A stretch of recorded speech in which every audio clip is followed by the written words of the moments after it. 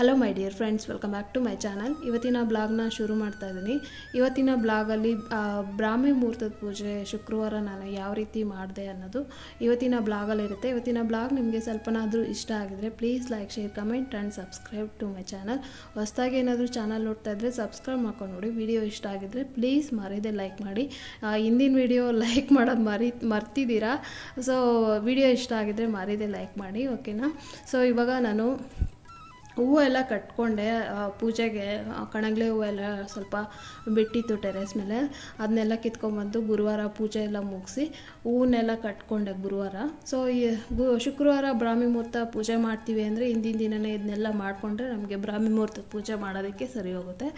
ಈಗ ನಾನು ಏನು ಕಳಶಕ್ಕೆ ಇಟ್ಟಿರುವಂಥ ನೀರಿರುತ್ತಲ್ವ, ಅದನ್ನ ಆದಷ್ಟು ನಾವು ಸ್ನಾನ ಮಾಡ್ತೀವಲ್ಲ ಆ ನೀರಿಗೆ ಮಿಕ್ಸ್ ಮಾಡಿಕೊಂಡು ಸ್ನಾನ ಮಾಡಿದ್ರೆ ಒಳ್ಳೆಯದು ಅಂಥೇಳಿ ಇವರು ವಾಸ್ತು ತಜ್ಞರು ನಮಗೆ ಹೇಳಿದರು. ಇಲ್ಲ ಅಂತಂದರೆ ತುಳಸಿ ಗಿಡ ಯಾವುದಾದ್ರೂ ಒಂದು ಗಿಡಕ್ಕೆ ನೀರನ್ನ ಹಾಕ್ಬಿಟ್ಟು ತೊಳಿಬೇಕು. ಇಲ್ಲ ಸಿಂಕಲ್ಲಿ ಯಾವುದೇ ಕಾರಣಕ್ಕೂ ನೀರನ್ನ ಚೆಲ್ಲಬಾರ್ದು ಅಂತ ಹೇಳ್ತಾರೆ. ಹಾಗಾಗಿ ಗಿಡಕ್ಕೆ, ತುಳಸಿ ಗಿಡಕ್ಕೆ ಇಲ್ಲಾಂದರೆ ಬೇರೆ ಯಾವುದಾದ್ರೂ ಒಂದು ಗಿಡಕ್ಕೆ ಹಾಕಿ ಇವಾಗ ದೇವ್ರ ಸಾಮಾನು ಬೆಳಗ್ಕೊತಾ ಇದ್ದೀನಿ. ಸೊ ದೇವ್ರ ಸಾಮಾನು ಬೆಳಗೋದಕ್ಕೂ ಮುಂಚೆ ದೀಪಕ್ಕೆ ಎಣ್ಣೆ ಹಾಕಿರ್ತೀವಲ್ಲ, ಅದನ್ನ ಒಂದು ಸಲ ಟಿಶ್ಯೂ ಪೇಪರ್ ತೊಗೊಂಡು ಒರೆಸಿ ಆಮೇಲೆ ತೊಳಿತೀನಿ ನಾನು. ಆವಾಗ ಜಿಡ್ಡು ಜಾಸ್ತಿ ನಮಗೆ ಇದಾಗಲ್ಲ.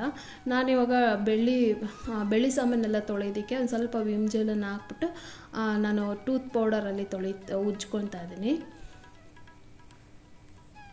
ಇನ್ನು ಹಿತ್ತಾಳೆ ತೊಳೆಯೋದಕ್ಕೆ ನಾನು ಸ್ವಲ್ಪ ಸಬೀನಾ ಪೌಡರು ಮತ್ತು ಹುಣಸೆಹಣ್ಣು ಅಥವಾ ಇಲ್ಲ ಅಂದರೆ ನಿಂಬೆಹಣ್ಣು ಹಾಕಿದ್ರೆ ಹುಣಸೆಹಣ್ಣಿಗಿಂತಲೂ ತುಂಬ ಚೆನ್ನಾಗಾಗುತ್ತೆ. ಸ್ವಲ್ಪ ನಿಂಬೆಹಣ್ಣು ಕೂಡ ಇತ್ತು ನನ್ನ ಹತ್ರ, ಹಾಗೆ ಹುಣಸೆಹಣ್ಣು ಕೂಡ ಹಾಕಿ ಸಬೀನಾ ಪೌಡರ್ ಹಾಕಿ ತಾಮ್ರದ್ದೆಲ್ಲ ಉಜ್ಕೊತೀನಿ. ಸೊ ಇವಾಗ ನಾನು ಏನು ಶಿಂಕಲ್ಲಿ ಇಟ್ಟು ನಾನು ದೇವ್ರ ಸಾಮಾನು ಬೆಳಗಲ್ಲ. ಒಂದು ಟಬ್ ಇದ್ದರೆ ಒಳ್ಳೆಯದು. ಟಬ್ಬಲ್ಲಿ ಹಾಕ್ಕೊಂಡು ನೀರನ್ನ ಇಟ್ಕೊಂಡು ತೊಳೆದ್ರೆ ಒಳ್ಳೆಯದು. ಯಾಕೆಂದರೆ ನಾವು ಮೊಸರೆ ಪಾತ್ರೆ ಎಲ್ಲ ತೊಳೆದಿರ್ತೀವಲ್ಲ ಶಿಂಕಲ್ಲಿ, ದೇವ್ರ ಸಾಮಾನಲ್ಲಿ ಇಟ್ಕೊಂಡು ತೊಳಿಬಾರ್ದು ಅಂತ ಹೇಳ್ತಾರೆ. ಹಾಗಾಗಿ ಒಂದು ಟಬ್ಬಲ್ಲಿ ಹಾಕಿ ತೊಳೆದ್ರೆ ಒಳ್ಳೆಯದು. ಇಲ್ಲಾಂದರೆ ನಾನಿಲ್ಲಿ ಆ್ಯಕ್ಚುಲಿ ಕಿಚನಲ್ಲಿ ಮೊಸರೆ ಪಾತ್ರೆ ಯಾವುದು ತೊಳೆಯಲ್ಲ, ಜಸ್ಟು ಸೊಪ್ಪು ತೊಳೆಯೋದಕ್ಕೆ ಮಾತ್ರ ಯೂಸ್ ಮಾಡ್ಕೊಳ್ತೀನಿ ಅಷ್ಟೇ. ಹಾಗಾಗಿ ನಾನು ಆದ್ರೂ ಸೊಪ್ಪು ತೊಳೆದ್ರೂ ಶಿಂಕಲ್ಲಿ ನಾನು ದೇವ್ರ ಸಾಮಾನ ನಾನು ಶಿಂಕಲ್ಲಿ ಅದರೊಳಗಡೆ ಇಟ್ಟು ತೊಳೆಯಲ್ಲ.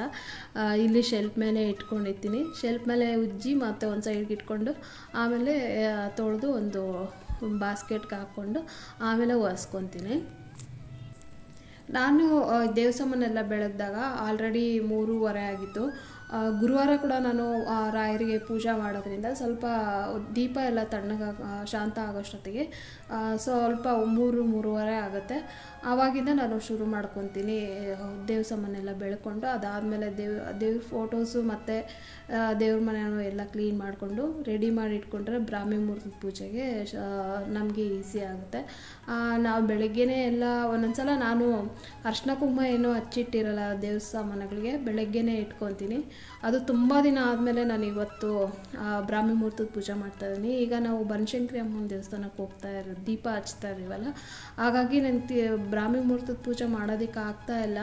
ಹಾಗಾಗಿ ಸ್ವಲ್ಪ ಬಿಟ್ಬಿಟ್ಟಿದೆ. ಸೊ ಮತ್ತು ಇವತ್ತು ನಾವು ಹಸ್ಬೆಂಡ್ಗೆ ಹುಷಾರಿರಲಿಲ್ಲ ಮೊನ್ನೆ ಶುಕ್ರವಾರ, ಹಾಗಾಗಿ ನಾವು ಬನಶಂಕರಿ ಅಮ್ಮಂಗೆ ಹೋಗಲಿಲ್ಲ. ಇನ್ನು ಅದಕ್ಕೆ ಅವರು ನೈಟು ಹೇಳಿದ್ರು, ಬೇಡ ಸ್ವಲ್ಪ ಫೀವರ್ ಇದೆ, ನನಗೆ ಹೋಗೋಕ್ಕಾಗಲ್ಲ ಶುಕ್ರವಾರ ಅಂತ ಹೇಳಿದ್ರು.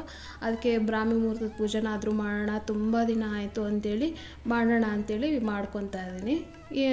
ಯೂಶಲಿ ನಾನು ವಾರ ದೇವ್ರ ಸಾಮಾನೆಲ್ಲ ಬೆಳ್ಕೊತಾ ಇದ್ದೀನಿ. ಜಾಸ್ತಿ ಏನು ಉಜ್ಜೋ ನೆಸೆಸಿಟಿ ಇರೋಲ್ಲ, ಕ್ಲೀನಾಗಿ ಇರ್ತವೆ. ಆದಷ್ಟು ಬೇಗ ನಾನು ತೊಳ್ಕೊತೀನಿ. ಮತ್ತು ದೇವ್ರ ಫೋಟೋಸು ಅಷ್ಟೇ ವಾರ ತೊಳ್ಕೊತೀನಿ. ಸಮ್ಟೈಮ್ಸ್ ಏನಾದರೂ ನನ್ನ ಮನೆ ಕ್ಲೀನಿಂಗ್ ಇತ್ತು ಅಂತಂದರೆ ಆವಾಗ ಸ್ಕಿಪ್ ಮಾಡ್ತೀನಿ ಅಷ್ಟೇ. ಈಗ ದೇವ್ರದ್ದು ಏನೋ ಒಳಗಡೆ ಎಲ್ಲ ಟೈಲ್ಸ್ ಕೂಡ ಎಲ್ಲ ಕ್ಲೀನ್ ಮಾಡ್ಕೊತಾ ಇದ್ದೀನಿ. ಒಂದು ತಿಂಗ್ಳಿಗೆ ಒಂದ್ಸಲನಾದರೂ ನಾನು ಈ ಮಾಪಿಂದ ಒರೆಸ್ಕೊತೀನಿ. ಇಲ್ಲ ಅಂತ ಇವಾಗ ಯುಗಾದಿ ಹಬ್ಬ ಕೂಡ ಹತ್ರ ಬರ್ತಾಯಿದೆಯಲ್ಲ, ಇನ್ನೊಂದು ತಿಂಗಳಲ್ವ. ಸೊ ಅದಕ್ಕೆ ಈ ಮಾಪಿಂದ ನಾನು ಒರೆಸ್ಕೊತಾ ಇದ್ದೀನಿ. ಯಾವಾಗಲೂ ದೀಪ ಉರಿತಾ ಇರುತ್ತಲ್ಲ ಬೆಳಗ್ಗೆ ಮತ್ತು ಸಂಜೆ, ಹಾಗಾಗಿ ಸ್ವಲ್ಪ ಕಪ್ಪಗಾಗ್ಬಿಡುತ್ತೆ ವೈಟ್ ಕಲರು ಅಂಥೇಳಿ. ಸೊ ನಾನು ಒಂದು ತಿಂಗಳಿಗೊಂದ್ಸಲನಾದರೂ ಈ ಥರ ಮಾಪ್ ತಗೊಂಡು ಮೇಲಿರೋ ಟೈಲ್ಸ್ ಎಲ್ಲ ಒರೆಸ್ಕೊತಾ ಇರ್ತೀನಿ. ಇಲ್ಲ ಹಾಗೆ ಬಿಟ್ಕೊತಾ ಇದ್ದರೆ ಫುಲ್ಲು ಬ್ಲ್ಯಾಕ್ ಆಗುತ್ತೆ, ಒಂದಿನ ಕ್ಲೀನ್ ಮಾಡಬೇಕಂದ್ರೆ ಸಿಕ್ಕಾಪಟ್ಟೆ ಕಷ್ಟ ಆಗುತ್ತೆ ಅಂಥೇಳಿ ನಾನು ಈ ಮಾಪನ್ನ ತರಿಸ್ಕೊಂಡಿದ್ನಲ್ಲ. ಸೊ ಈ ಮಾಪಲ್ಲಿ ನಾನು ಅಷ್ಟು ನಾವು ಕೈಯಲ್ಲಿ ಬಟ್ಟೆ ತೊಗೊಂಡು ಒರೆಸೋದಕ್ಕಿಂತ ಜಾಸ್ತಿ ಏನು ಕ್ಲೀನ್ ಆಗಲ್ಲ, ಆದ್ರೂ ಪರವಾಗಿಲ್ಲ. ಅವಾಗಿಂದ ಅವಾಗಲೇ ಒರೆಸ್ಕೊತಾ ಇದ್ದರೆ ಪರವಾಗಿಲ್ಲ, ಚೆನ್ನಾಗಿರುತ್ತೆ. ಇನ್ನು ಡೀಪ್ ಕ್ಲೀನಿಂಗ್ ಅಂತ ಮಾಡಿದಾಗ ನಾನು ಒಂದು ಬಟ್ಟೆ ತೊಗೊಂಡು ಒರೆಸ್ಕೊತಾ ಇರ್ತೀನಿ ದೇವ್ರ ಮನೆ ಟೈಲ್ಸ್ ಎಲ್ಲ. ಇನ್ನು ನಾನಿವಾಗ ಈ ಕಟ್ಟೆ ಎಲ್ಲ ತೊಳ್ಕೊತಾ ಇದ್ದೀನಿ, ದೇವ್ರ ಫೋಟೋಸ್ ಎಲ್ಲ ಇಡೋವಂಥ ಪ್ಲೇಸ್ನ. ಸ್ವಲ್ಪ ವಿಮ್ ಜೆಲ್ಲನ್ನು ಹಾಕಿ ಒರೆಸ್ಕೊತೀನಿ.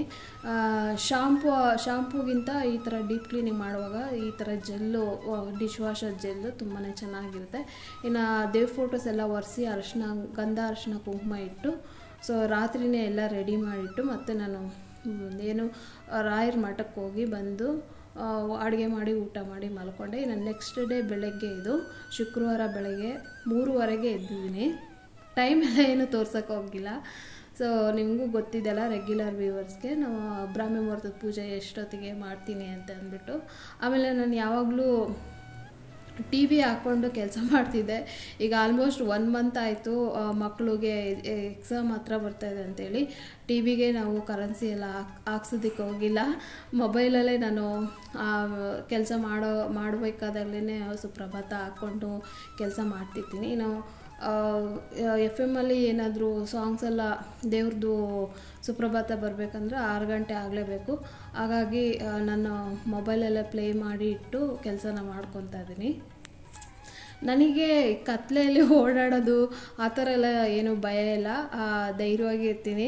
ಕೆಳಗಡೆನೂ ಅಷ್ಟೇ, ಕೆಳಗಡೆ ಹೋಗಿ ನೀರು ಹಾಕಿ ಬಾಗಿಲಿಗೆ ರಂಗೋಲಿ ಹಾಕಿ ಬಂದುಬಿಡ್ತೀನಿ. ಯಾರಾದರೂ ಸುಮ್ಮನೆ ಯಾರಾದರೂ ಬಂದರು, ಒಂದು ವೆಹಿಕಲ್ ಬಂತು ಅಂದರೆ ಜಸ್ಟ್ ಒಳಗಡೆ ಬರ್ತೀನಿ, ಹಾಕಬೇಕು ಸೇಫ್ಟಿಗೆ ಅಂತೇಳ್ಬಿಟ್ಟು. ಸೊ ಇವಾಗ ನಾನು ಕಸ ಎಲ್ಲ ಗುಡಿಸಿ ಮನೆ ಕೂಡ ಎಲ್ಲ ಒರೆಸ್ಕೊತಾ ಇದ್ದೀನಿ. ಮೇಲ್ಗಡೆ ನಾನು ಗುರುವಾರನೇ ಎಲ್ಲ ಒರೆಸ್ಬಿಟ್ಟಿದ್ದೆ. ಮೊನ್ನೆ ಒಬ್ಬರು ಲಲಿತಾ ಅವರು ಕಮೆಂಟ್ ಮಾಡಿದರು, ಸೊ ಕೆಲಸದವ್ರನ್ನ ಇಟ್ಕೊಳ್ಳಿ ಪದ್ಮ, ಡೈಲಿ ನೆಲ ಒರೆಸಿ ಅಂತ ಹೇಳ್ತಾಯಿದ್ರೆ. ನಮ್ಮದು ಸ್ವಲ್ಪ ದೊಡ್ಡದಾಗಿರೋದ್ರಿಂದ ಮನೆ ಎಲ್ಲೋ ಒಬ್ಬೊಬ್ಬರು ಓಡಾಡ್ತಾರೆ, ಹಾಗಾಗಿ ಏನು ಜಾಸ್ತಿ ಗಲೀಜಾಗಿರಲ್ಲ ಡೈಲಿ ಒರೆಸೋದಕ್ಕೆ. ಆಮೇಲೆ ನಾವು ರೆಂಟ್ಗೆಲ್ಲ ಇದ್ದಾಗ 2 BHK 3 BHK ಇದ್ದಾಗ ಡೈಲಿ ಒರೆಸ್ತಿದ್ದೆ. ಆದರೆ ಈ ಡ್ಯೂಪ್ಲೆಕ್ಸ್ ಒರೆಸ್ಬೇಕಂದ್ರೆ ತುಂಬಾ ಕಷ್ಟ, ಡೈಲಿ ಸಿಕ್ಕಾಪಟ್ಟೆ ಬ್ಯಾಕ್ ಪೇಯ್ನ್ ಬರುತ್ತೆ, ಆಮೇಲೆ ಎನರ್ಜಿ ಕೂಡ ಲಾಸ್ ಆಗುತ್ತೆ. ಅದಕ್ಕೋಸ್ಕರ ಮನೆ ವಾರದ ದಿನ ನಾನು ಒರೆಸ್ಕೊತೀನಿ. ಅಂದರೆ ಶನಿವಾರ, ಮಂಗಳವಾರ, ಗುರುವಾರ ನಾವು ಯಾವುದ್ಯಾವುದು ಸ್ಪೆಷಲಾಗಿ ನಾವು ಇಷ್ಟು ದೇವರಿಗೆ ಮತ್ತು ಮನೆ ದೇವರಿಗೆ ವಾರನ ಮಾಡಿಕೊಂಡು ಪೂಜೆನ ಮಾಡ್ಕೊತೀನಿ. ಮತ್ತು ಇನ್ನು ಕೆಲವರು ನನ್ನ ಫ್ರೆಂಡ್ಸ್ ಎಲ್ಲ ನಂದಿನಿ ಶೆಟ್ಟಿ ಅಂತ ಇದ್ದರು, ಶೆಟ್ರು ಅವರು. ಆ್ಯಕ್ಚುಲಿ ಅವರು ಡೈಲಿ ಮನೆ ಒರೆಸ್ತಾ ಇರಲಿಲ್ಲ, 1 ವಾರಕ್ಕೆ ಒಂದೇ ಸಲ ಒರೆಸ್ತಾ ಇದ್ದಂತೆ. ಈ ಥರ ಡೈಲಿ ಮನೆ ಒರೆಸೋದ್ರಿಂದ ಮನೆಯಲ್ಲಿ ಲಕ್ಷ್ಮಿ ನೆಲೆಸಿರಲ್ಲ ಅಂಥೇಳಿ ಅವರು ಅದನ್ನು ಫಾಲೋ ಮಾಡ್ತಾರೆ ಅಂತ ನನ್ನ ಫ್ರೆಂಡ್ ನಂದಿನಿ ಅಂತ ಹೇಳ್ಬಿಟ್ಟು ಹೇಳೋರು. ಸೊ ದಿನ ತೊಳಿಬಾರ್ದು ಮನೆನ ಅಂತ ಹೇಳ್ತಾರಪ್ಪ, ಗೊತ್ತಿಲ್ಲ. ಸೊ ಅದೇ ನಾನು ರೆಂಟ್ ಮನೇಲಿದ್ದಾಗ ಡೈಲಿನೂ ಒರೆಸಿ ಪೂಜೆ ಮಾಡ್ತಾಯಿದ್ದೆ. ಇಲ್ಲಿ ಆಗೋದಿಲ್ಲ, ತುಂಬ ಕಷ್ಟ ಆಗುತ್ತೆ. ಹಾಗಾಗಿ ನನಗೆ ನಮ್ಮ ನಂಬಿಕೆ, ನಾನು ಯಾವ ರೀತಿ ನಂಬಿಕೆ ಇಟ್ಕೊಂಡು ಪೂಜೆ ಮಾಡ್ತೀನಿ ಅದೇ ರೀತಿ ಹೋಗುತ್ತೆ ಅಷ್ಟೇ. ಸೊ ಮತ್ತಿನ್ನು ದೇವಸ್ಥಾನದಲ್ಲೂ ಅಷ್ಟೇ, ಬೆಳಗ್ಗೆ ಬೇಗ ಎದ್ದು ಏನೋ ಅಲ್ಲಿ ದೇವಸ್ಥಾನದಲ್ಲಿ ನೀರು ಹಾಕಲ್ಲ, ತೊಳೆಯಲ್ಲ, ಏನಿಲ್ಲ. ಆದ್ರೂ ದೇವಸ್ಥಾನಗಳಲ್ಲಿ ಏನೂ ಮಾಡ್ದಲೇ ಪೂಜೆ ಶುರು ಮಾಡ್ತಾರಲ್ವ, ಹಾಗೆ ನಮ್ಮ ನಂಬಿಕೆ ಹೇಗಿರುತ್ತೋ ಹಾಗೆ ಅಷ್ಟೇ. ಸೊ ಮಾಡ್ಕೋಬೇಕು, ತೊಳ್ಕೊಬೇಕು, ಗುಡಿಸ್ಬೇಕು ಅಂದರೆ ಎಲ್ಲ ಮಾಡಬೇಕಾಗುತ್ತೆ. ನಮ್ಮ ಮನಸ್ಸು ಹೇಗೆ ಹೇಳುತ್ತೋ ಆ ರೀತಿ ಅಷ್ಟೇ. ಇನ್ನು ಮನೆಯೆಲ್ಲ ಒರೆಸಿ, ಹೊಸ್ಲು ಏನು ನಾನು ಒರ್ಸೋಕ್ಕೆ ಹೋಗಲಿಲ್ಲ. ಸ್ನಾನ ಎಲ್ಲ ಮುಗಿಸ್ಕೊಂಬಂದು ಹೊಸ್ಲಿಗೆ ಅರಿಶಿನ ಕುಂಕುಮ ಇಟ್ಟು ರಂಗೋಲಿ ಹಾಕೋಣ ಅಂಥೇಳಿ ಶುಕ್ರವಾರ ಮಾತ್ರ ನಾನು ಈ ರೀತಿ ಮಾಡ್ತೀನಿ. ಸ್ನಾನ ಎಲ್ಲ ಮುಗಿಸ್ಕೊಂಬಂದು ಆಮೇಲೆ ಹೊಸ್ಲಿಗೆ ಅರಿಶಿನ ಹಚ್ಚಿ, ಅದಾದಮೇಲೆ ಅರಿಶಿನ ಕುಂಕುಮ ಇಟ್ಟು ರಂಗೋಲಿ ಹಾಕಿ ಪೂಜೆನ ಫಸ್ಟು ತುಳಸಿ ಪೂಜೆ ಮತ್ತು ಹೊಸ್ಲು ಪೂಜೆ ಮಾಡಿಕೊಂಡು ಆಮೇಲೆ ಬಂದು ದೇವ್ರ ಮನೇಲಿ ನಾನು ಎಲ್ಲ ನೀಟಾಗಿ ಜೋಡಿಸ್ಕೊಂಡು 6 ಗಂಟೆ ಒಳಗಡೆ ಎಲ್ಲ ಪೂಜೆ ಒಳಗಡೆ ಕೂಡ ಮುಗಿಸ್ಬಿಡ್ತೀನಿ. ಆದಷ್ಟು ಇಲ್ಲಿ ಬ್ರಾಹ್ಮಿ ಮುಹೂರ್ತದಲ್ಲಿ ನಾನು 4:45 ಆಗಿತ್ತು ನಾನು ಇಲ್ಲಿ ಹೊಸ್ಲಿಗೆ ಅರಿಶಿನ ಕುಂಕುಮ ಇಟ್ಟು ಹೊಸ್ಲಿಗೆ ಪೂಜೆ ಮಾಡಿದಾಗ. ಬೆಳಗ್ಗೆ ಈ ಥರ ಪೂಜೆ ಮಾಡೋದ್ರಿಂದ ಒಂಥರ ತುಂಬಾ ಕಳೆ ಇರುತ್ತೆ, ಒಂಥರ ಪಿನ್ ಡ್ರಾಪ್ ಸೈಲೆಂಟ್ ಇರುತ್ತಲ್ವ. ಆ ಟೈಮಲ್ಲಿ ಈ ಥರ ಬ್ರಾಹ್ಮಿ ಮುಹೂರ್ತದ ಪೂಜೆ ಮಾಡೋದ್ರಿಂದ ಯಾವ ವ್ರತನೂ ಮಾಡೋದು ಬೇಕಾಗಿಲ್ಲ, ಅಷ್ಟು ಫಲ ಕೊಡುತ್ತೆ ಈ ಬ್ರಾಹ್ಮಿ ಮುಹೂರ್ತದ ಪೂಜೆ. ಸೊ ಸಾಧುಗಳು ಅಷ್ಟೇ ಒಂದು 3 ಗಂಟೆಗೆ ಎದ್ದನೇ ಅವರು ಈ ಹಿಮಾಲಯ ಪರ್ವತಗಳಲ್ಲೆಲ್ಲ ಏನೋ ತಪಸ್ಸೆಲ್ಲ ಮಾಡ್ತಾರಲ್ವ. ಸೊ ಈ ಟೈಮಲ್ಲೇ ಅವರು ಎಲ್ಲ ಮಾಡೋದು. ಸೊ ಈ ಟೈಮಲ್ಲಿ ಪೂಜೆ ಮಾಡೋದಿದೆಯಲ್ಲ, ಸೊ ತುಂಬಾ ಶ್ರೇಷ್ಠವಾದದ್ದು ಈ ಬ್ರಾಹ್ಮಿ ಮುಹೂರ್ತದ ಪೂಜೆ. ಹಾಗಾಗಿ ಇವತ್ತು ನಾನು ಮಾಡ್ತಾಯಿದ್ದೀನಿ. ಸಖತ್ ಖುಷಿ ಆಯಿತು ನನಗೂ. ತುಂಬ ದಿನ ಆಗಿತ್ತಲ್ಲ, ಇವತ್ತು ಮಾಡ್ತಾಯಿದ್ದೀನಿ ಅಂತ ಹೇಳ್ಬಿಟ್ಟು ರಂಗೋಲಿ ಎಲ್ಲ ಹಾಕಿ ಇವಾಗ ಹೂವನ್ನ ಎಲ್ಲ ಇಡ್ತಾಯಿದ್ದೀನಿ. ಸೊ ಸ್ಯಾರಿ ಏನೂ ಹಾಕೊಳ್ಳೋಕೆ ಹೋಗಲಿಲ್ಲ. ಈ ಸ್ಯಾರಿ ಹಾಕ್ಕೊಂಡ್ರೆ ಏನಾಗುತ್ತೆ ಅಂತಂದರೆ ಒಳಗೂ ಹೊರಗೂ ಸ್ಯಾರಿ ಹಿಡ್ಕೊಂಡೆ ಓಡಾಡಬೇಕಲ್ಲ, ಒಂಥರ ಕಂಫರ್ಟಬಲ್ ಇರಲ್ಲ. ಹಾಗಾಗಿ ಗ್ರೀನ್ ಡ್ರೆಸ್ನ ಹಾಕ್ಕೊತೀನಿ ನಾನು. ಶುಕ್ರವಾರ ಈ ಥರ ಮಂಗಳವಾರ ಏನಾದರೂ ಇತ್ತು ಅಂತಂದರೆ ಒಂಥರ ಗ್ರೀನಿಶ್ ಆಗಿ ಡ್ರೆಸ್ನ ಹಾಕ್ಬಿಟ್ಟು ನಾನು ಪೂಜೆ ಮಾಡ್ಕೊತೀನಿ. ಸ್ಯಾರಿ ಕಂಪಲ್ಸರಿ ಹಬ್ಬಗಳಲ್ಲಿ, ಇಲ್ಲಾಂದರೆ ಟೆಂಪಲ್ಗೆ ಹೋದಾಗ ವೇರ್ ಮಾಡ್ತೀನಿ. ಸೊ ಇವಾಗ ನಾನು ಹೊಸ್ಲಿಗೆಲ್ಲ ರೆಡಿ ಮಾಡಿಕೊಂಡು ಈಗ ಹೊಸ್ಲಿಗೆ ಪೂಜೆನ ಮಾಡ್ಕೊತಾ ಇದ್ದೀನಿ. ಅದಾದಮೇಲೆ ತುಳಸಿ ಬೃಂದಾವನಕ್ಕೆ ಕೂಡ ಅರಿಶಿನ ಕುಂಕುಮ ಗಂಧ ಎಲ್ಲ ಹಚ್ಚಿದ್ದೀನಿ. ಅಲ್ಲಿ ಕೂಡ ನಾನು ಪೂಜೆ ಮಾಡ್ಕೊತಾ ಇದ್ದೀನಿ. ಸೊ ನೋಡ್ತಾ ಇರ್ಬೋದು ನೀವು ಇವಾಗ ಎಷ್ಟು ಕತ್ತಲೆ ಇದೆ ಅಂತ ಅಂದ್ಬಿಟ್ಟು. ಸೊ ಈ ಬೆಳಕಲ್ಲಿ ನೋಡ್ತಾ ಇದ್ರೇ ಒಂಥರ ಖುಷಿ ಅಲ್ವಾ. ಬೆಳಗ್ಗೆನೇ ಬ್ರಾಹ್ಮಿ ಮುಹೂರ್ತದಲ್ಲಿ ಪೂಜೆ ಮಾಡ್ತಾಯಿದ್ರೆ ಕಳೆನೇ ಬೇರೆ. ಸೊ ಎಷ್ಟು ಚೆನ್ನಾಗಿ ಕಾಣಿಸ್ತದೆ ನೋಡಿ. ದೀಪಗಳೂ ಅಷ್ಟೇ. ಸೊ ಈ ರೀತಿಯಾಗಿ ನಾನು ರಂಗೋಲಿನ ಹಾಕ್ಕೊಂಡಿದ್ದೆ. ಈಗ ತುಳಸಿ ಬೃಂದಾವನ ಕೂಡ ನಾನು ಈ ರೀತಿಯಾಗಿ ರಂಗೋಲಿನ ಹಾಕ್ಕೊಂಡಿದ್ದೆ. ಇಲ್ಲಿ ನಾನು ಏನು ಆರತಿನೂ ಎಲ್ಲ ತೆಗೆದ್ಬಿಟ್ಟು ಕಡ್ಡಿನೂ ಹಚ್ಬಿಟ್ಟು ಈಗ ನಾನು ಒಳಗಡೆ ಹೋಗಿ ದೇವ್ರದ್ದು ಏನು ಅಲ್ಲಿ ಆಲ್ರೆಡಿ ನಾನು ಅರಿಶಿನ ಕುಂಕುಮ ಎಲ್ಲ ಹಚ್ಚಿಟ್ಟಿದ್ದೆ. ಕುಬೇರ ಲಕ್ಷ್ಮಿ ಯಂತ್ರಕ್ಕೆ ರಂಗೋಲಿ ಎಲ್ಲ ಹಾಕಿ ಆಮೇಲೆ ದೀಪನ ಹಚ್ತಾ ಇದ್ದೀನಿ. ಸೊ ಮತ್ತು ಇದು ಕಾಮಾಕ್ಷಿ ಅಮ್ಮನ ದೀಪನ ಇಡ್ತೀವಲ್ಲ, ಅಲ್ಲಿ ಕೂಡ ಎಲ್ಲ ಅಕ್ಕಿ ಹಿಟ್ಟಿಂದ ರಂಗೋಲಿ ಹಾಕಿ ಈಗ ದೀಪನ ದೇವ್ರ ಮನೇಲಿ ದೀಪನ ಹಚ್ಚೋದು. ಸೊ ಇಲ್ಲಿ ನಾನು ಕುಬೇರ ಲಕ್ಷ್ಮಿ ಯಂತ್ರ ರಂಗೋಲಿನ ಹಾಕೋತಾ ಇದ್ದೀನಿ.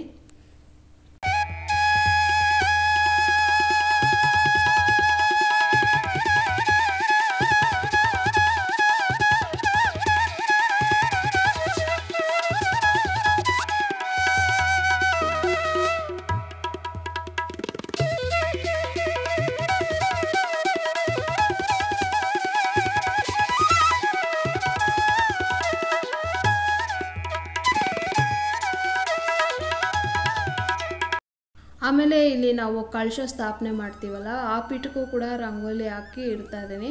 ಆದಷ್ಟು ನಾವು ಅಕ್ಕಿ ಹಿಟ್ಟಲ್ಲಿ ನಾವು ರಂಗೋಲಿನ ಹಾಕಬೇಕು. ಈಗ ನಾನು ಕುಬೇರ ಲಕ್ಷ್ಮಿ ಯಂತ್ರ ಕಾಯಿನ್ಸ್ಗೆ ಸ್ವಲ್ಪ ಅರಿಶಿನ ಕುಂಕುಮ ಮತ್ತು ರೆಡ್ ರೋಸಾ ಹೂವು, ಸೇವಂತಿಗೆ ಹೂವನ್ನು ಇಷ್ಟಿಟ್ಟು ಸ್ವಲ್ಪ ಅಕ್ಷತೆ ಕಾಳನ್ನು ಹಾಕಿ ಪೂಜೆ ಮಾಡ್ತಾಯಿದ್ದೀನಿ. ಸೊ ಇದೆಲ್ಲ ಹೂವು ನಾವು ಹಿಂದಿನ ದಿನವೇ ರೆಡಿ ಮಾಡ್ಕೊಂಡಿದ್ದೆ, ಕಟ್ಟೋದನ್ನ ಕಟ್ಟಿದ್ದೀನಿ. ಅದಾದಮೇಲೆ ಮತ್ತು ಕಣಗ್ಲೆ ಹೂವು ಅಷ್ಟೇ ಗಣಪಂಗೆ ಎಲ್ಲ ಇಟ್ಬಿಟ್ಟು, ಅದಾದಮೇಲೆ ಮತ್ತು ನೈವೇದ್ಯ ಕೂಡ ನಾನು ಇದನ್ನು ದೇವ್ರ ಮನೇಲಿ ರೆಡಿ ಮಾಡ್ಕೊತ ನೈವೇದ್ಯಕ್ಕೆ ಕೂಡ ಪೊಂಗಲ್ಲ ಮಾಡ್ಕೊಂಡಿದ್ದೆ. ಸೊ ಮತ್ತು ಇಲ್ಲಿ ರಾತ್ರಿನೇ ನಾನು ಗ್ಯಾಸ್ಗೂ ಕೂಡ ಎಲ್ಲ ಒರೆಸಿ ರಂಗೋಲಿ ಬೆಳಗ್ಗೆನೇ ಹೊಸ್ಲನ್ನ ಕ್ಲೀನ್ ಮಾಡಿದ್ನಲ್ಲ, ಆವಾಗ ಸ್ಟವ್ಗೂ ಕೂಡ ರಂಗೋಲಿ ಹಾಕಿ ಅರಿಶಿನ ಕುಂಕುಮ ಇಟ್ಟು ಪ್ರಸಾದ ಇವಾಗ ನೈವೇದ್ಯ ಸ್ವೀಟ್ ಪೊಂಗಲ್ಲ ನಾನು ಮಾಡಿದ್ದೀನಿ. ಪ್ರತಿ ಶುಕ್ರವಾರ ನಾನು ನೈವೇದ್ಯಕ್ಕೆ ಪೊಂಗಲ್ಲೇ ಮಾಡೋದು. ಸೊ ಇವಾಗ ಪೊಂಗಲೆಲ್ಲ ರೆಡಿ ಮಾಡ್ಕೊಂಬಂದು ಇವಾಗ ಇಟ್ಟು ಸೊ ಹೂವು ಎಲ್ಲ ಹಾಕಿ ಇವಾಗ ದೀಪನ ಹಚ್ತಾ ಇದ್ದೀನಿ.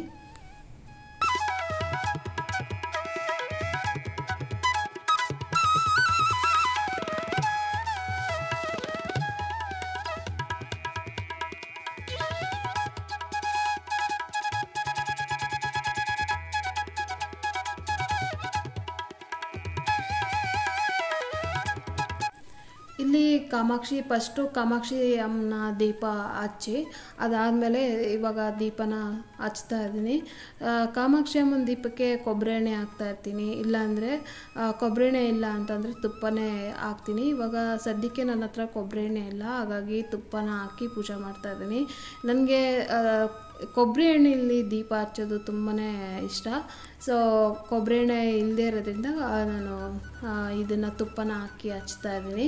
ಸೊ ಇವಾಗ ತೆಂಗಿನಕಾಯಿ ಕೂಡ ಕಳಶಕ್ಕೆ ಹೋದ ವಾರ ಇಟ್ಟಿದ್ನಲ್ಲ. ಸೊ ನಮ್ಮ ಮನೇಲಿ ನಮ್ಮ ಹಿರಿಯರು, ನಮ್ಮ ಹಸ್ಬೆಂಡ್ ಅವರ ಅಮ್ಮ ಪ್ರತಿ ನಮ್ಮದು ಶನಿವಾರ ವಾರ ಆಗಿರೋದ್ರಿಂದ ಶನಿವಾರ ಅವರು ಕಾಯಿನ ಪ್ರತಿ ಶನಿವಾರನೂ ಕಳಶದ ಕಾಯಿನ ಹೊಡಿತಾಯಿದ್ರು. ಹಾಗಾಗಿ ನಮ್ಮ ಮನೇಲಿ ವಾರ ಕಳಶದ ಕಾಯಿನ ಹೊಡೆಯೋ ಸಂಪ್ರದಾಯ ಇದೆ. ಅದಕ್ಕೋಸ್ಕರ ನಾನು ಹೊಡಿತೀನಿ. ಕೆಲವರು ವಾರ ತೆಂಗಿನಕಾಯಿ ಹೊಡಿಬಾರ್ದು ಅಂತೆಲ್ಲ ಕಮೆಂಟ್ಸ್ ಮಾಡ್ತಿರ್ತೀರ, ಅದಕ್ಕೋಸ್ಕರ ಹೇಳ್ತಾ ಇದ್ದೀನಿ. ನಮ್ಮ ಮನೇಲಿ ಈ ಸಂಪ್ರದಾಯ ಇದೆ. ಪ್ರತಿ ವಾರನೂ ಕಳಶದ ಕಾಯಿನ ಚೇಂಜ್ ಮಾಡ್ತೀವಿ. ಸೊ ಹೊಸದಿಟ್ಟು ಮತ್ತು ಏನು ಹಿಂದಿನ ವಾರ ಇಟ್ಟಿರ್ತೀವಲ್ಲ ಆ ಕಳಶದ ಕಾಯಿನ ಹೊಡೆದು ಪೂಜೆ ಮಾಡೋಂಥದ್ದು. ಸೊ ನಮ್ಮ ಮನೆಯಲ್ಲಿ ಯಾವ ರೀತಿ ಸಂಪ್ರದಾಯ ಇರುತ್ತೋ ಅದೇ ರೀತಿ ನಾವು ಪೂಜೆ ಮಾಡ್ಕೊಬೇಕಾಗುತ್ತೆ. ಸುಮ್ಮನೆ ಯಾರು ಬೇರೆಯವರೆಲ್ಲ ಮಾಡಿದ್ರು ಅಂತ ಮಾಡೋಕ್ಕೆ ಹೋಗ್ಬಾರ್ದು. ನಮ್ಮ ಹಿರಿಯರು ಏನು ಮಾಡಿರ್ತಾರೋ ಅದನ್ನು ನಾವು ಫಾಲೋ ಮಾಡ್ಕೊಂಡು ಹೋದರೆ ಸಾಕು. ಸೊ ಇವಾಗ ಕಳಶಕಾಯಿ ಎಲ್ಲ ಹೊಡ್ಕೊಂಬಂದು ನಾನು ಈಗ ದೇವ್ರ ಮನೆಯಲ್ಲೂ ಕೂಡ ಪೂಜೆ ಮಾಡಿದ್ದೀನಿ. ಸೊ ಈ ರೀತಿಯಾಗಿ ನಾನು ಪೂಜೆ ಮಾಡಿದ್ದೆ. ಇದಾದಮೇಲೆ ನಾನು ಇವಾಗ ಧೂಪ ಕೂಡ ಹಚ್ತಾ ಇದ್ದೀನಿ. ಸೊ ಬೆಳಗ್ಗೆನೇ ಪೂಜೆ ಮಾಡಿದ್ವಲ್ಲ, ಒಂಥರ ಪಾಸಿಟಿವ್ ಎನರ್ಜಿ ಇರಲಿ ಅಂತ ನಾವು ಧೂಪ ಹಾಕೋದ್ರಿಂದ ಮನೇಲಿ ಪಾಸಿಟಿವ್ ಎನರ್ಜಿ ಇರುತ್ತೆ. ಅದಕ್ಕೋಸ್ಕರ ಈಗ ದೊಡ್ಡದು ಧೂಪನ ಹಚ್ತಾ ಇದ್ದೀನಿ. ಸೊ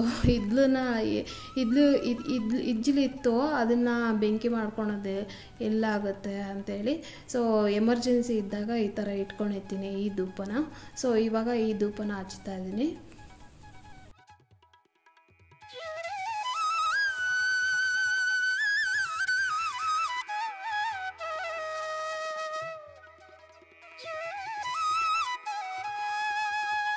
ಇವಾಗ ಒಳಗಡೆ ಎಲ್ಲ ಪೂಜೆ ಮುಗಿಸ್ಕೊಂಡು ಅಲ್ಲಿ ಧೂಪನ ಸ್ವಲ್ಪ ಹಚ್ಚಿಟ್ಟೆ, ಅದೆಲ್ಲ ಸ್ವಲ್ಪ ಅದು ಧೂಪ ಅಂಟ್ಕೊಳ್ಳಿ ಅಂತೇಳಿ ಬಂದು ಇಲ್ಲಿ ನಾನು ಇದು ಅಗ್ನಿ ದೇವಿಗೆ ಸ್ಟವ್ಗೆ ಪೂಜೆ ಮಾಡಿ ಅದಾದಮೇಲೆ ಇವಾಗ ಆರತಿ ಬೆಳಗ್ತಾ ಇದ್ದೀನಿ ದೇವ್ರಿಗೆ. ಇಲ್ಲಿ ಧೂಪ ಕೂಡ ಹಚ್ಚಿಟ್ಟಿದ್ದೀನಿ. ಸೊ ಇವಾಗ ಕೊನೆಗೆ ಆರತಿನ ಬೆಳಗ್ತಾ ಇದ್ದೀನಿ. ಒಂದಷ್ಟು ಶ್ಲೋಕ ಕೂಡ ಇತ್ತು, ಅದೆಲ್ಲ ಮುಗಿಸಿ ಇವಾಗ ನಾನು ಆರತಿನ ಬೆಳಗ್ತಾ ಇದ್ದೀನಿ. ಆದಷ್ಟು ನಾವು ಬ್ರಾಹ್ಮಿ ಮುಹೂರ್ತದ ಲಕ್ಷ್ಮಿ ಪೂಜೆ ಮಾಡ್ತಾ ಇದ್ದೀವಿ ಅಂದರೆ ಕುಬೇರ ಲಕ್ಷ್ಮಿ ಯಂತ್ರದ್ದು ಇದನ್ನು ಇದು ಬರುತ್ತಲ್ಲ, ಯೂಟ್ಯೂಬಲ್ಲೇ ಸಿಗುತ್ತೆ ನಮಗೆ ಮಂತ್ರ. ಅದನ್ನು 108 ಸಲ ಪ್ಲೇ ಮಾಡಿಕೊಂಡು ನಾವು ಕೇಳ್ಕೊತ ಪೂಜೆ ಮಾಡಿದ್ರೆ ನಿಜವಾಗ್ಲೂ ಪವರ್ಫುಲ್ ಇದೆ ಅದು ಕುಬೇರ ಲಕ್ಷ್ಮಿ ಯಂತ್ರ. ಇದು ಏನು ಮಂತ್ರ, ಅದನ್ನು ಪ್ಲೇ ಮಾಡಿಕೊಂಡು ಪೂಜೆ ಮಾಡೋದ್ರಿಂದ ನಿಜವಾಗ್ಲೂ ನಮಗೆ ಬೆನಿಫಿಟ್ ಸಿಗುತ್ತೆ. ಆಮೇಲೆ ಕೆಲವರು ಕೇಳ್ತಿರ್ತಾರೆ, ಮನೇಲಿ ಮಲಗಿರ್ತಾರಲ್ವ, ಮಲಗಿದ್ದಾಗ ನಾವು ಪೂಜೆ ಮಾಡ್ಬೋದಾ ಅಂತ. ಖಂಡಿತ ಮಾಡ್ಬೋದು. ಅವ್ರು ಎದ್ದಿರೋಕ್ಕೆ ಹೆಂಗೆ ಸಾಧ್ಯ ಅಷ್ಟು ಬೆಳಗ್ಗೆನೆ? ನಾವಾದರೆ ಗೃಹಿಣಿಯರು ಈ ಥರ ನಮ್ಮ ಮನೆ ಅಭಿವೃದ್ಧಿ ಆಗಬೇಕಂದ್ರೆ ಈ ಥರ ಬೆಳಗ್ಗೆ ಎದ್ದು ಪೂಜೆ ಮಾಡ್ಬೋದು. ಎಲ್ಲರೂ ಎದ್ದಾಳಬೇಕು ಅಂತ ಏನಿಲ್ಲ. ಅದೆಲ್ಲ ನೀವು ಮೈಂಡಲ್ಲೇ ಇಟ್ಕೊಬೇಡಿ, ಮಲಗಿದ್ದಾಗ ನಾವು ಪೂಜೆ ಮಾಡಿದ್ರೆ ಒಳ್ಳೇದಾಗುತ್ತಾ ಕೆಟ್ಟದ್ದಾಗುತ್ತಾ ಅಂತ. ಸೊ ಹಾಗೇನಿಲ್ಲ, ಆರಾಮಾಗಿ ಅವ್ರಿಗೆ ಮಲಗಿದ್ರು ಏನೂ ಪರವಾಗಿಲ್ಲ, ಏನೂ ತೊಂದರೆ ಏನಿಲ್ಲ. ಸೊ ಆರಾಮಾಗಿ ಪೂಜೆ ಮಾಡ್ಕೊಬೋದು. ಸುಮಾರಷ್ಟು ಕಮೆಂಟ್ಸ್ ಬಂದಿತ್ತು ನನಗೆ, ಮನೇಲಿ ಮಲಗಿರ್ತಾರೆ, ಮಲಗಿದ್ದಾಗ ನಾವು ಪೂಜೆ ಮಾಡ್ಬೋದಾ ಅಂತ. ಖಂಡಿತ ಮಾಡ್ಬೋದು. ಸೊ ಫೈನಲಿ ನಾನು ಈ ರೀತಿಯಾಗಿ ಪೂಜೆ ಮಾಡಿದ್ದೆ ಫ್ರೆಂಡ್ಸ್. ಆಮೇಲೆ ಬಾಳೆಹಣ್ಣನ್ನು ನಾನು ಕಾಮಾಕ್ಷಿ ಅಮ್ಮನ ದೀಪಕ್ಕೆ ಇಟ್ಟು ಎಲೆ ಅಡಿಕೆ ಬಾಳೆಹಣ್ಣು ಇಟ್ಟು ಮಾಡ್ತಿದ್ದೆ. ಸಡನ್ನಾಗೆ ನನಗೆ ಬ್ರಾಹ್ಮಿ ಮುಹೂರ್ತದ ಪೂಜೆ ಫಿಕ್ಸ್ ಆಗಿದ್ದರಿಂದ ರಾತ್ರಿನೂ ಫ್ರೂಟ್ಸ್ ತರೋಕ್ಕಾಗಲಿಲ್ಲ. ಹಾಗಾಗಿ ಬೆಲ್ದನ ಮಾಡಿ ನೈವೇದ್ಯಕ್ಕಿಟ್ಟು ಸೊ ಈ ರೀತಿಯಾಗಿ ಬ್ರಾಹ್ಮಿ ಮುಹೂರ್ತದ ಪೂಜೆ ಮಾಡ್ಕೊಂಡಿದ್ದೆ. ಸೊ ಇವತ್ತಿನ ಬ್ಲಾಗ್ ಇಷ್ಟ ಆಗಿದೆ, like, share, comment and subscribe to my channel. Thank you for watching my video. Next ವಿಡಿಯೋದಲ್ಲಿ ಸಿಗೋಣ. ಬಾಯ್.